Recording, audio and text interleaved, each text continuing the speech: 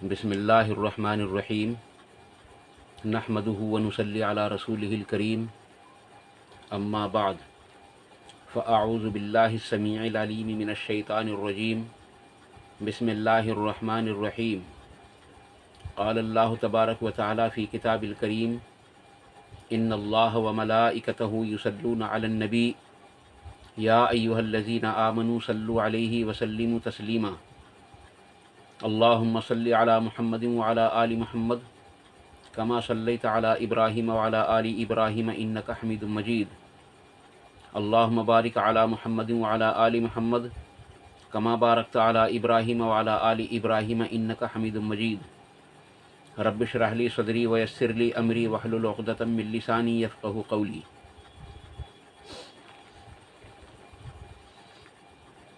نماز میں یعنی تراویح کی نماز میں تعداد رکعت کتنی ہے؟ عزیز دوستو، اس ضمن میں نے گزشتہ ایک ویڈیو آپ کے سامنے ڈالی تھی جس کا عنوان تھا 8 تراویح،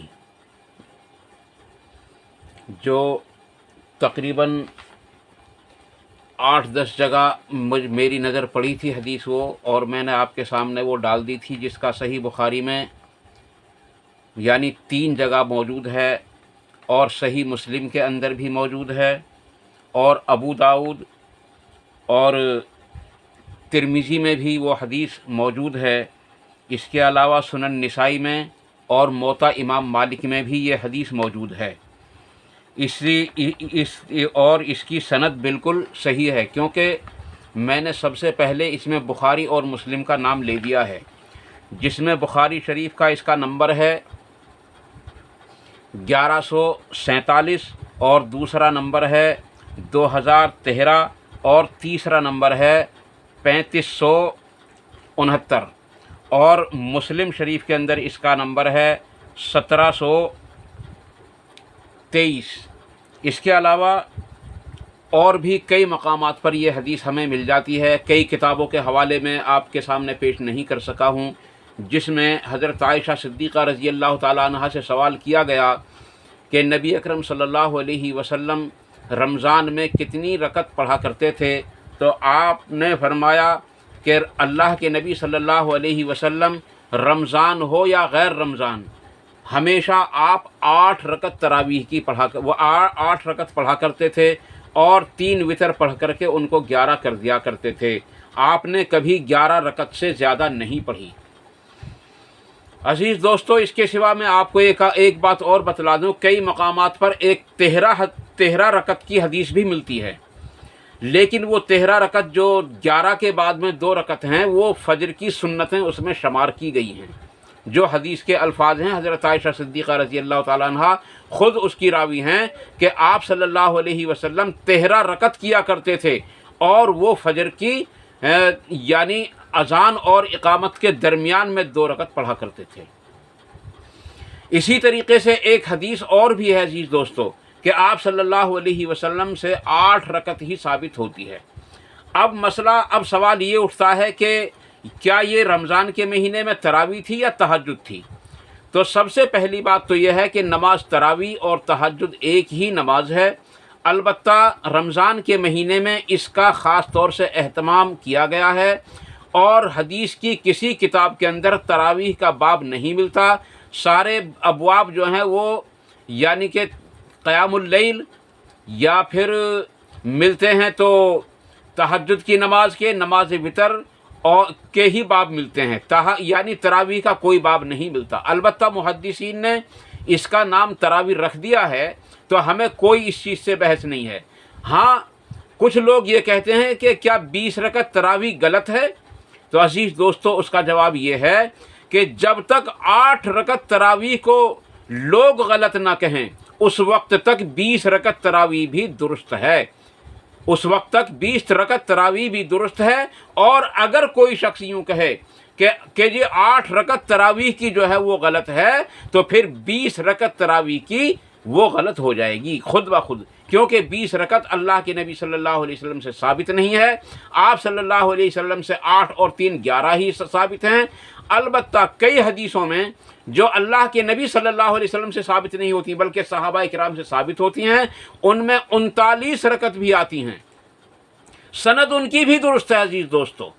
लेकिन अगर कोई यूँ कहे कि जी 36 गलत हैं तो वो भी गलत कहता है। लेकिन अगर कोई यूँ कहे कि ये जो 8 गलत हैं तो वो 36 भी गलत हो जाएंगी और वो 20 भी गलत हो जाएंगी।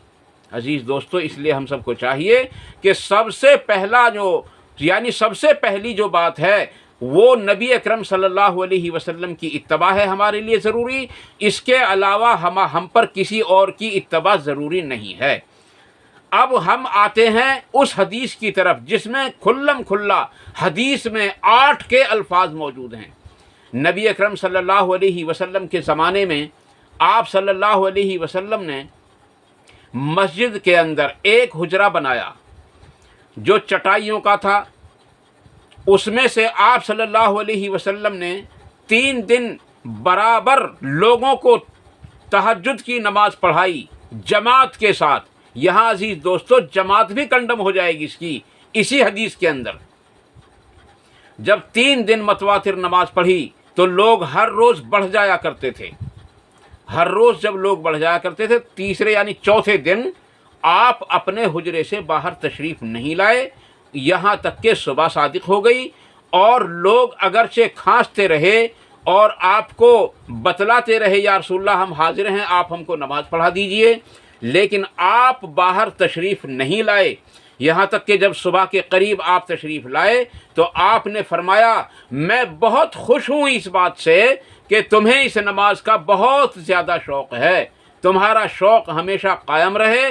और अब मैं तुम्हें हुक्म देता हूँ कि तुम हमेशा इस नमाज को अपने घरों के अंदर पढ़ते रहना, क्योंकि फ़र्ज़ नमाज के बाद सबसे अफजल जो नमाज है वो अपने घर में पढ़ना है।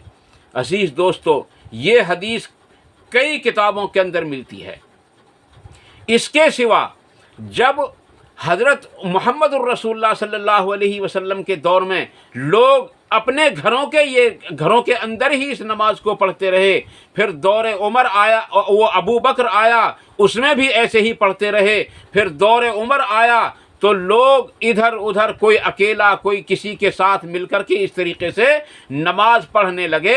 और जब इस तरीके से हज़रत उमर ने देखा लोगों को तो आपने फरमाया क्यों ना मैं इन सबको एक इमाम के पीछे इकट्ठा कर दूं। चुनाचे आपने तमीम दारी रज़ी अल्लाह ताला अन्हु को या हज़रत काब रज़ी अल्लाह ताला अन्हु को या इन दोनों में से किसी एक को या दोनों को बुलाया और बुलाकर फरमाया कि तुम इन लोगों को 8 और 3 11 रकतें पढ़ाया करो, तुम इन लोगों को 11 रकतें पढ़ाया करो। अजीज़ दोस्तों, जिनमें 8 रकत तरावी की यानी वितर की यानी 8 रकत जो होती थी वो तहज्जुद की या तरावी की या क़यामुल लैल की, और 3 रकत जो होती थी वो वितर की होती थी।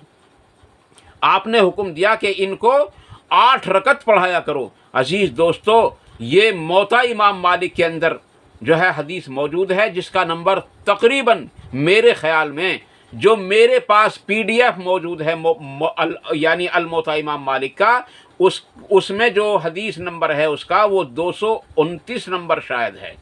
अजीज़ दोस्तों, इससे ये पता चला। हाँ, फिर हज़रत उमर फ़ारूक रज़ी अल्लाह अन्हु ने एक मौके पर फरमाया कि ये लोग जो जिस तरीके से मैंने इन लोगों को जमा कर दिया है ये नया तरीक़ा है यानी बिदअत है। आपने बिल्कुल साफ अल्फाज में कहा कि ये बिदअत है, नया तरीक़ा है, लेकिन ये फिर भी उससे बेहतर है जिस तरीके से ये पढ़ते थे। अलबत्ता अगर ये लोग इसी नमाज को आखिरी हिस्से में पढ़ें रात के में तो इनके लिए ज़्यादा बेहतर है। और बहुत सारी अहादीस से ये पता चलता है कि हज़रत उमर फ़ारूक रज़ी अल्लाह अन्हु ने इस नमाज को जमात के साथ कभी नहीं पढ़ा, क्योंकि आप इसको रात के आखिरी हिस्से में पढ़ना अफजल समझते थे। सहाबाए किराम कहते हैं कि इमाम एक एक रकत में 100 आयत पढ़ा करता था, यानी तकरीबन एक रात में 800 आयत पढ़ता था इमाम। اور صبح صادق کے بالکل قریب ہم فارغ ہوتے، یہاں تک کہ نوکروں سے ہم کھانا مانگتے تاکہ وہ جلدی سے ہم کو کھانا دیں اور جلدی سے فارغ ہو جائیں کھانے سے، کیونکہ صبح کو روزہ رکھنا ہوتا تھا۔ اب بعض لوگ کہتے ہیں کہ جی یہ تہجد کے بارے میں ہے، تو کیا حضرت عمر فاروق رضی اللہ عنہ نے تہجد کی نماز کو پڑھنے کا حکم دیا؟ ہم بھی کہتے ہیں کہ تہجد کی نماز ہے، لیکن جن لوگوں کے نزدیک تہجد الگ اور تراویح الگ ہے، تو ان سے یہ سوال ہے کہ کیا حضرت عمر فاروق رضی اللہ عنہ نے تہجد پڑھنے کا حکم دیا تھا جماعت کے ساتھ میں؟ ہرگز نہیں عزیز دوستو، ان کے خیال میں اگرچہ ہمارے نزدیک تو تہجد اور تراویح دونوں ایک ہی نمازیں ہیں۔ اس لیے عزیز دوستو، ہم سب کو چاہیے کہ ہم اپنے آپ کو قرآن اور صحیح الاسناد احادیث کی طرف لے چلیں، ہم اس چیز پر اکٹھے ہو جائیں جس پر کسی کا کوئی اختلاف نہیں ہے۔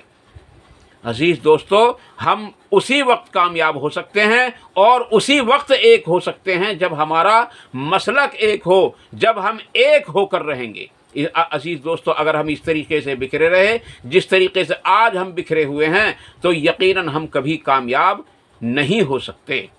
اللہ تعالیٰ سے دعا ہے کہ اللہ تعالیٰ مجھے اور آپ کو ان مختصر سی باتوں پر عمل کرنے کی توفیق عطا فرمائے، اور اللہ تعالیٰ سے دعا ہے کہ وہ ہم سب کو مکمل طریقے سے قرآن اور حدیث پر پورا عمل کرنے کی توفیق عطا فرمائے۔ میری زبان سے جو حق بات نکلی ہوں، اللہ تعالیٰ ان سب کو ہمارے دلوں کے اندر راسخ فرمائے، ان پر عمل کرنا آسان فرمائے، ان پر عمل کرنے کی توفیق عطا فرمائے، اور ان پر عمل کرنے کے موقع بھی عطا فرمائے۔